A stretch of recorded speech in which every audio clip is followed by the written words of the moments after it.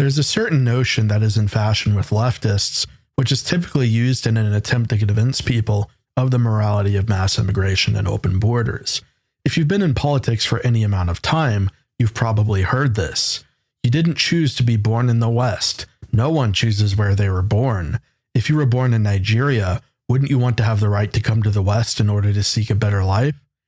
In other words, it's not fair that people are born in impoverished or underdeveloped countries, so economic migrants should have the right to immigrate here. Obviously, this is just an appeal to cosmic justice. The question is so abstract and existential in nature that it cannot actually pertain to concrete reality or even any real moral subjects. People are born where they are. Nothing we devise can possibly change that. To borrow from Molyneux, it's not an argument. It doesn't really even have a premise. People are born randomly in countries, so they therefore ought to have a right to choose to immigrate. It's kind of a non sequitur too, even if we take that as a premise, and that's really all I can extract from it. Really, it's just an appeal to empathy. The upshot of this notion is supposed to be that rejecting it renders you unempathetic and implicitly in approval of the deprivation of human beings, and thus you are also kind of responsible for it. So in order to be a good person, you have to let all the Nigerians turn the UK into Nigeria. It's a trap. They want you to accept responsibility for existence, and if you don't think that's at all possible, then you are guilty for the consequences of existence.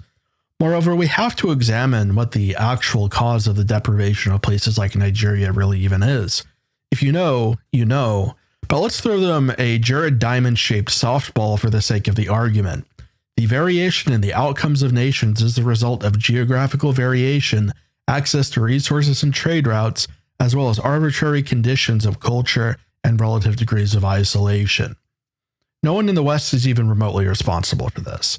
Leftists would obviously go for the tired canard that the deprivation of non-Western countries is the result of colonialism, but they have yet to explain why Western Europe was still more advanced than, for example, Nigeria before the slave trade kicked into gear.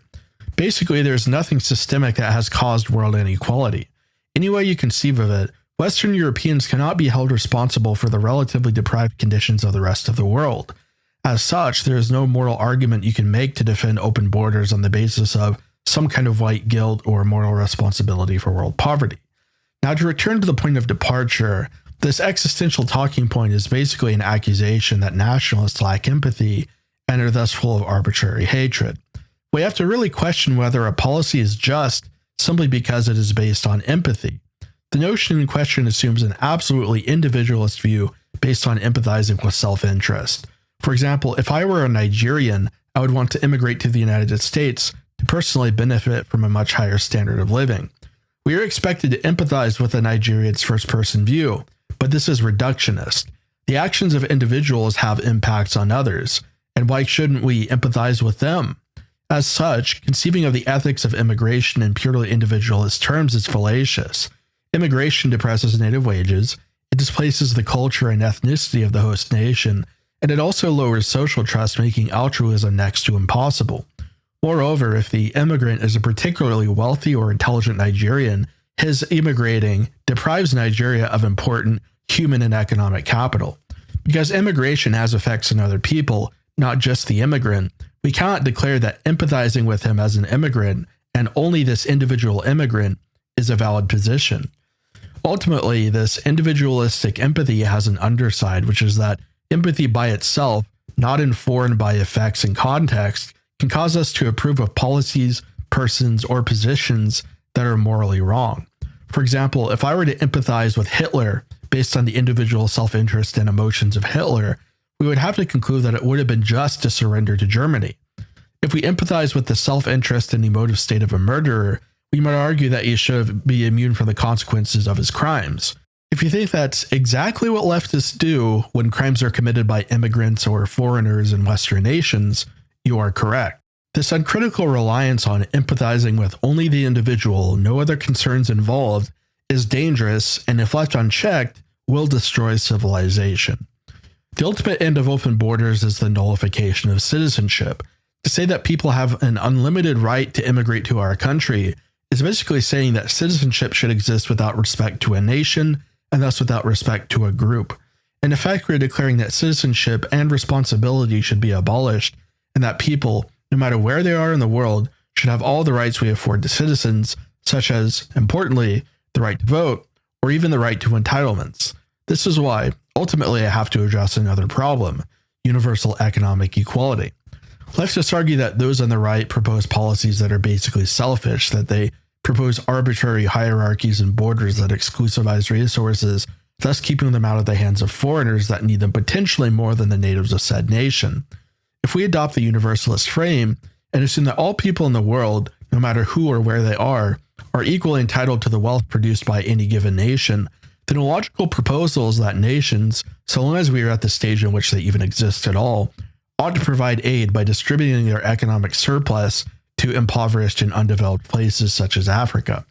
To the left, no obvious reasons present as to why nations must exclusivize wealth other than to dominate or to benefit the bourgeoisie. They even question why something like welfare ought to be distributed on a purely national basis. The argument that billionaire wealth hoarding is unnecessary and that this wealth could be better used to help impoverished citizens must therefore be universalized to the extent that welfare goes beyond a nation's borders and citizen civic obligations. In other words, rather than having purely national obligations, they argue that we ought to have international obligations. There are, however, several reasons why universalizing entitlement to wealth is a bad idea. Firstly, we have to reckon with the problem of scarcity and the fundamental finitude of natural resources. Developed nations do make a lot of surplus wealth, but it is hardly enough to provide for the needs of the rest of the world.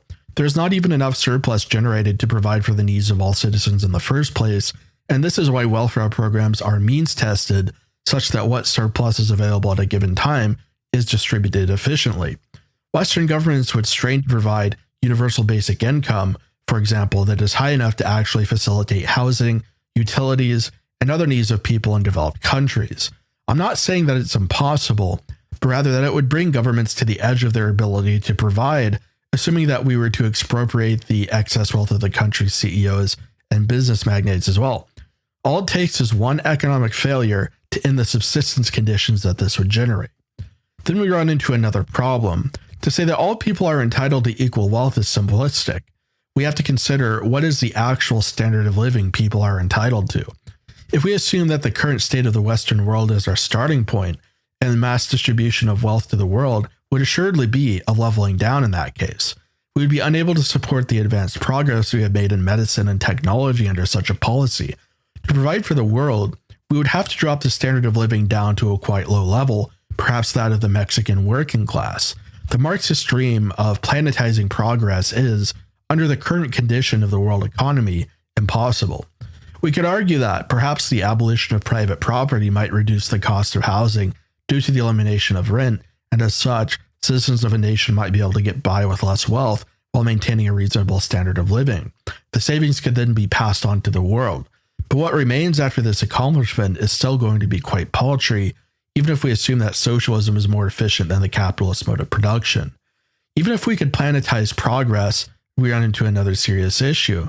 Distributing wealth to the rest of the world would accelerate industrialization. Industrialization requires intense exploitation of the world's natural resources, and so we would at once accelerate climate change and the destruction of ecosystems, as well as render Western nations devoid of native resources.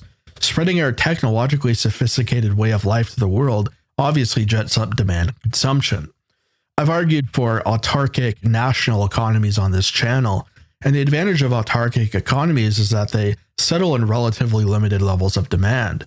Proposing that entitlement to wealth ought to be expanded to the world means that nations have to produce in accordance with the entire planet's demand rather than just its own.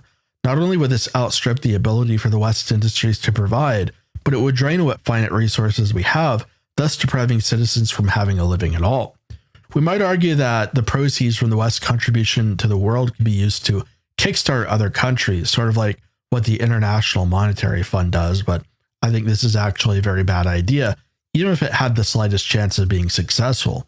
The Marxist dream of industrializing the world and accomplishing an equal right to having what one socially needs simply cannot coexist with ecological sensibilities, nor could it survive the catastrophic depletion of nature. To maintain this Marxist dream, socialists have to conceive of an imaginary utopia that consists of the invention of means to produce sophisticated technology in a renewable fashion, something like the replicators from Star Trek.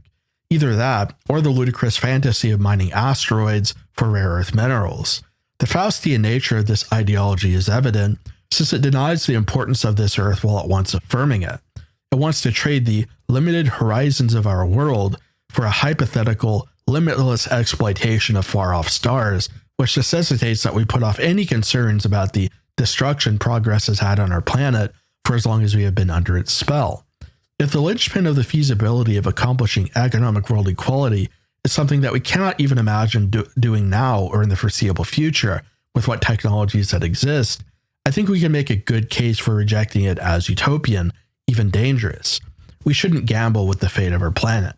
We should act now to preserve its ecosystems and resources while we still can, rather than on betting that our rapid exploitation of resources in the name of progress will eventually end in intergalactic post-scarcity before we finally run out. The fuse is burning, and I don't think we would be fast enough to cut it if we were chained to the immense weight of planetized industry. The problem of world equality is related to the problem of citizenship as well. To say that all people in the world are entitled equally to the produce of nations is to say that civic responsibility ought not to exist at all. In other words, it would involve taking the insipid phrase of Diogenes, citizen of the world, very seriously. The reason why it's insipid is because a world citizen isn't a citizen at all. Citizenship has historically been connected with obligations and duties one has to a group. If there is no group, or if the group consists of humanity in general, then these duties, rights, and responsibilities have no object at all. It's impossible to have a responsibility to an abstraction like humanity, because at best, the word humanity consists of different races, ethnicities, and groups. Because what humanity is denotes differences of kind, being loyal to humanity must necessarily involve being loyal to a specific group. To say otherwise denies a constitutive part of humanity. Moreover, to draw no distinction between groups, or in other words, to have loyalty or responsibility to all groups, means that our responsibility can never actually be the function of a reciprocal obligation, nor be subject to any particular entity or law. Thus, citizenship becomes banal and forceless. That is, unless you advocate for a world government, in which case you have simply evinced that you believe in world domination, dressed up with a humanitarian facade. Universalism is an incoherent idea whose basis is various abstractions and fictions, such as species, humanity, brotherhood, or equality. This is perhaps best exemplified by the fact that political systems based on it still draw boundaries, still establish hierarchies, still engage in domination, and still discriminate differences. In-group preference is baked into human nature, and to even approach the point at which a people decides that it ought not to have any special duty to or preference for itself, one requires an immense organ of repression. It must be said that the first action of any totalitarianism is to establish mass uniformity by force. To say that the monolithic brotherhood of humanity must respect its own diversity is obvious nonsense, and to declare that we can possibly allocate responsibility, duty, or dignity to persons by categorically referring to this monolith as an object is ludicrous. All arguments cooked up to support universalism are just noise. They don't pertain to anything concrete or real, anything differentiated or diverse. We hear much about the universal right to immigration or the universal right to aid, but saying that all are entitled to rights is tantamount to saying that no one ought to have rights. If we do want social programs, socialized medicine, or tuition-free education, these rights must be afforded inside of and with respect to a group. If they are afforded to humanity, they will simply not exist at all.